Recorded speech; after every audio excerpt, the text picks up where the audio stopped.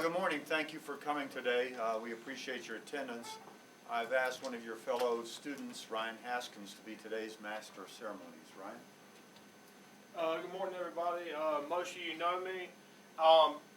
Last semester I did a presentation on a book by Lou Gerstner, the former CEO of IBM, and how he turned that organization around. That book was really great exposure to me, how to come into a failing company and really turn it around and add successful features and instill successful values within the company. And I recently just finished a book called The Talent Master that was written by Bill Conity and Ram Charan. And these books are really great exposure for students in the business of how successful organizations are run and what successful leaders really offer to the table. So these students doing these presentations, like Catherine and Rebecca, are really getting great exposure to be able to leave Concord with knowing some successful things that have worked and been proven, and something they maybe can bring to their organization and when they work. So for future reference, if you have any interest in this, these books are great exposure, and I think it'd be a great opportunity for any student that'd be willing to do it. Our first presenter today is going to be Catherine Chase. She's going to be doing Great by Choice by Jim Collins and Morton Hanson, and then she's going to be followed by Rebecca Key, and she's going to be doing a presentation on her book, First Rate Madness, Uncovering the Links Between Leadership and Mental Illness, and that was written by Nasser Gahime. And Catherine, I'll turn it over to you. Great, thank you.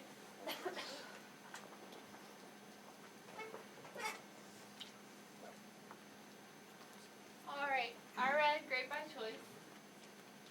It's by Jim Collins and Morton T. Hanson. Jim Collins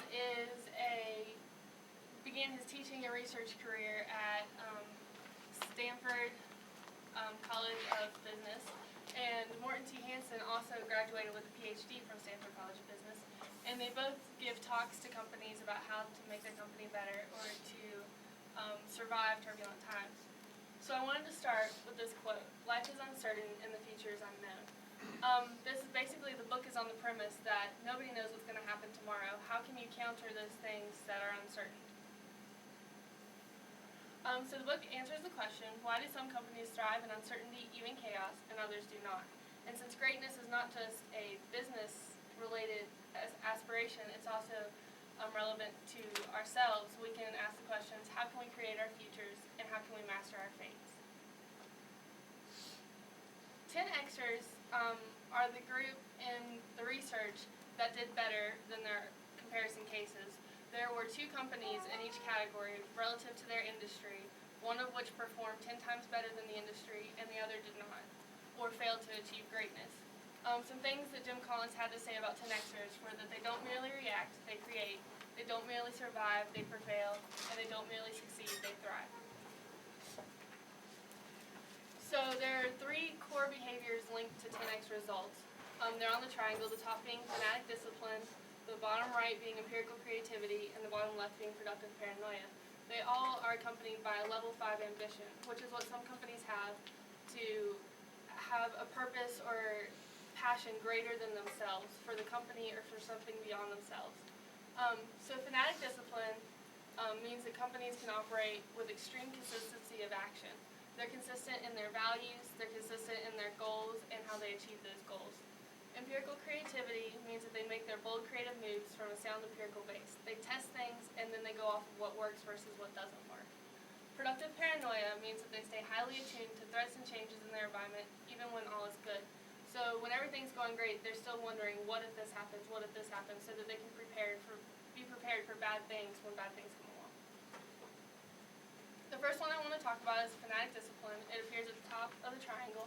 And I like the quote, "Freely chosen, discipline is absolute freedom."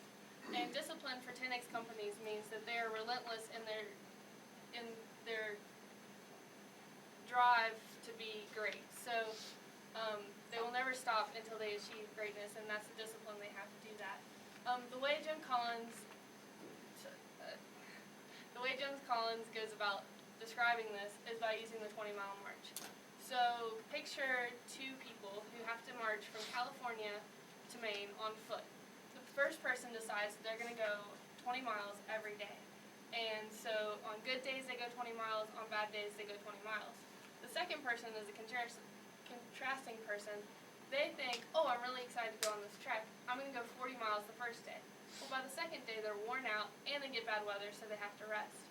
And so throughout their trek, they have good days where they go really far and bad days where they don't go at all. And the first person reaches the destination first and by a huge margin. And so the 20-mile march, there are 7 good elements to it, and it allows you to have ambition to achieve and self-control to hold back. You have to have that 20 miles that says, if I at least go 20 miles on a bad day, then I'll be on track. And if I hold back and only go 20 miles on a good day, I'll be able to go 20 miles the next bad day. So the 7 elements are unique, clear performance markers. This denotes a lower bound to your march. It says I at least have to achieve 20 miles. A self-imposed constraint is the upper bound, in which you have to say, if the opportunity arises, I still have to stick to 20 miles, even if I could go 40, because that's better and consistent in the long run. It has to be appropriate to the specific enterprise, so you can't just, it's not universal. You can't use someone else's 20-mile march to be successful in your own business. It has to be largely within the company's control to achieve. You can't base your 20-mile march off of luck. If you need luck to achieve your 20-mile march, then it's not a good 20-mile march. It must be in the proper time frame, or like Goldilocks time frame. It can't be too short and it can't be too long. If your 20-mile march is too short, then you expose your company to things that are out of your control, and if it's too long, then you lose your power of your 20-mile march. It has to be imposed by the company upon itself. You can't have a 20-mile march that's a copy of another company because their 20-mile march worked for them. You need to find out what is strong in your company and base it off of that. And it needs to be achieved with high consistency. The difficulty of a 20-mile march is that you can't go 20 miles for 4 days and then rest. You have to go 20 miles every day until you reach your goal. And so the things I took out of that were that you need moderation, it needs to be specific to you, and you need to do it consistently. So the second thing is empirical creativity, which involves innovation. A lot of people would think that successful businesses are more innovative than other businesses. But it turns out that they just aren't innovative enough. You don't want to be first in line because that exposes you to things that are out of your control. So if you're second, you can build upon things that are already proven to work. And a way that you can do this is by firing bullets and then cannonballs. So I have another story. Imagine you're on a ship and there's an enemy ship approaching you. You would think that you would just take a cannonball and fire it at the ship and use up all your gunpowder, but what happens if you miss? Then you're going to lose the battle. So fire bullets and then cannonballs means that you take a bullet and fire it at the ship, and when you miss, you can recalculate, fire the next bullet until you hit with a bullet, and then you can fire a cannonball to be more successful and survive the battle. So a bullet related to business is a low-cost, low-risk, and low-distraction test or experiment to find out what works. It has to be all 3 of those things. It can't cost your company a significant amount because then it's more detrimental if it goes wrong. And it has to be low risk because if the risks are too high, then it'll hurt your company if it goes wrong. And it can't distract the whole company, maybe just a few people in your company. There are 2 types of cannonballs. There's calibrated and uncalibrated. A calibrated cannonball is a big step that is based off of empirical validation of the bullets that you previously fired. An uncalibrated cannonball is a big bet that's not based on empirical validation. 10X companies aren't perfect. They didn't all fire calibrated cannonballs, and occasionally would fire an uncalibrated cannonball. But they learned and used it as expensive tuition that they have to change their ways, go back to firing bullets and then cannonballs, and correct what they messed up. Productive paranoia is being aware of things that could happen when everything's going great. So the way he described this is by leading above the death line. Another story. There are 2 teams. Their goal is to get to the summit of Mount Everest. Team 1 is almost there when it notices Team 2. Team 1's leader says, well, what if? What if Team 2 crowds us on the summit? What if we can't get back down the mountain? Or what if the windstorm from the previous day changes the weather and something bad happens? So they decide to descend to a safer level and wait it out until they can go back up to the summit, and had prepared to do so. Team 2 was really anxious to get up there and was also like a tour team. And so they had a specific time in which they had to descend off the mountain to prevent from hitting darkness or other unforeseen events. And Team 2 in this scenario ignored that descent time and allowed one of the tour members to reach the summit and come back down. They got caught in darkness, a storm hit, and that team perished. What's really relevant about this is that Team 1 was prepared to be able to descend until it was safer. They had enough supplies to last them 3 extra weeks and to make extra trips to the summit, in which Team 2 only had enough stuff for 1 perfect time. So there are key dimensions to leading above the death line, and that's to be prepared or build cash reserves and buffers so that when something does happen, you have the things in place to solve it. And you need to bound risk. And he talks about 3 different types of risk. There's death line risk, which means that once you hit this point, you're out. You're game over, your company is no longer useful. Asymmetric risk means that the negative outcomes are more than the positive outcomes in the situation. And uncontrollable risk is something that you can't control or can't necessarily avoid, you just have to deal with it. In order to deal with risk, we can zoom out and then zoom in and look at the big picture and say, this is how much time I have before I have to make a decision or before the risk changes. And then decide what's appropriate and then zoom in and focus really hard on executing what you need to do to solve the problem. So obsessive preparation is what I got out of this. So to tie them all together, you can come up with a recipe, a SMAC recipe, which means that it's specific, methodical, and consistent. And it's kind of similar to like a cookie recipe. You want to make really good cookies, and you want to do it consistently. You want to make the same cookies every time. So most men die of their remedies and not of a good remedy, or else you have to a SMAC recipe can be for the entire industry, it can be for a particular project, it can be for your personal lives to successfully get through something. It has to be specific or focused on you or your industry or the problem at hand. It has to be methodical, it makes the problem easier to validate and it has to be consistent, which means you have to stick to your SMAC recipe over and over. One of the examples in the book was Southwest Airlines had a SMAC recipe of only using 737. It doesn't have to do with the culture of the organization. It's not a huge strategic plan, and it's not something to be used occasionally and used non-occasionally. They made this very specific rule or SMAC recipe of only using these planes, and they did it for a long period of time, and it was very successful because they survived all the turbulent times that the airlines went through. There are occasional instances when you need to amend your SMAC recipe, and it should be like amending the Constitution. You don't want to amend all of the Constitution because it's good. It's a good recipe. So you just want to do one part at a time. And if you have to, you need to exercise empirical creativity and productive paranoia, or find out what works and then be totally focused on how to accomplish that. Return on luck is what ties everything in. All these things are in line so that you can be successful when you get bad luck and good luck. A luck event is described as, it has to be independent, it can't be something that is based on something that your company did. It's something that you can't control. It's significant or has a significant outcome, whether it be good or bad, and it's unpredictable, which means you don't know it's coming.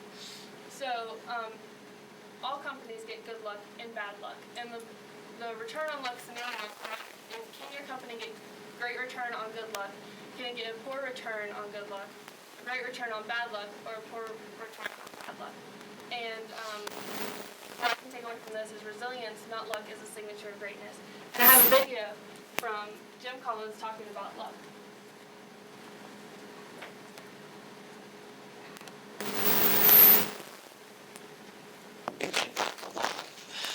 One of the analysis we did was actually all the work in 25 years that I've been associated with, the question that probably has tickled me the most is, how do you actually analyze luck? And we figured out how to do that. But what was very interesting about this is if you study luck, you learn that luck is asymmetric as a cause. Luck cannot cause a great outcome, cannot cause great success. Good luck. Bad luck can end it. Bad luck can be a cause. If you get 4 tails in a row or 5 tails in a row, and you know that eventually you're going to get heads again, it doesn't matter if you get killed at tails number 4.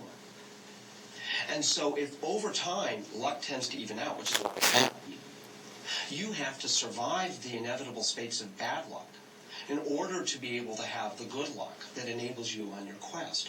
And so you're on this quest, you're dealing with a lot of luck, good luck and bad luck, and there are very interesting things that they do with luck, and that became a fascinating journey for us to understand. But you've got to survive the bad luck, or it doesn't matter. Yep.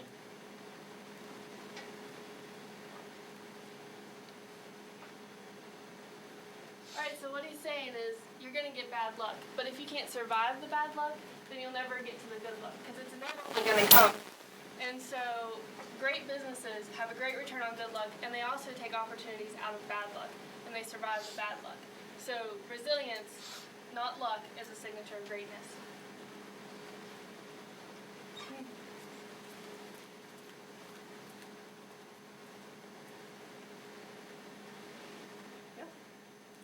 So here are my takeaways. 10Xers know that there are forces beyond their control, that they're going to have things that they can't control, but they know that their success does not depend on bad luck or on things that they can't control, and they're responsible for creating their success. They have a motivating force that's beyond themselves or beyond their company, and they're motivated for a greater cause. They use fanatic discipline, or the 20-mile march, delivering high performance in difficult times and holding back in good times. They know what the happy medium is to be successful. This builds confidence. When the first person reached his destination 3 weeks or significantly amount of time ahead of the other person, they're now more confident that the next trip they make, they'll be successful. And a 20-mile march allows you to exert self-control in an out-of-control environment. Empirical creativity is another factor they use to deal with innovation and to know what works. Fire bullets than cannonballs. Bullets must be low risk, low cost, and low distraction. Cannonballs can be calibrated and uncalibrated. You don't want to send out uncalibrated cannonballs. You need to base everything out empirical validation of what works. And relentless discipline with creativity. You have to allow what works to foster your creativity and not hold it back. Productive paranoia, or leading above the death line. It means you need to be prepared to deal with whatever comes at you. You have to build cash reserves and buffers and bound risk. There are 3 types of risk. The kind of risk that will end you, the kind of risk that will produce worse outcomes than better, and the kind of risk that you can't avoid, and you need to be able to deal with all of it. Fast doesn't mean without thought. Companies have to make quick decisions. You don't always have a lot of time to make these decisions, but your decisions need to be based on what works. SMAC means that you need a recipe. It needs to be specific, methodical, and consistent. It tells you what to do and what not to do. It requires the 3 10X behaviors to be successful, and amendments are like those of the Constitution. Find a good SMAC recipe and don't change it. Stick with it for a long time. You need to use empirical creativity and productive paranoia if you have to change it. Return on luck, or a luck event, is independent, significant, and unpredictable. Return on luck is what you get out of the luck that you're given. Can you succeed in bad times and good times and not be complacent? There's good outcomes from good luck, bad outcomes from good luck, good outcomes for bad luck, and bad outcomes for bad luck. Fanatic discipline, empirical creativity, productive paranoia, level 5 ambition, the 20-mile march, fire bullets and cannonballs, leading above the death line, and SMAC are all directly linked to obtaining great return on luck. So you have to use all of these factors to be successful in business. Here are my references. And do you guys have any questions?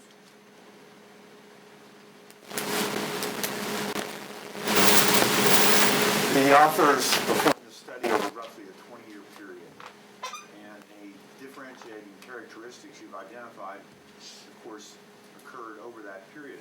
Do you have any inclination or suggestions as to how we can 10 times better at the beginning of that period? Dustin?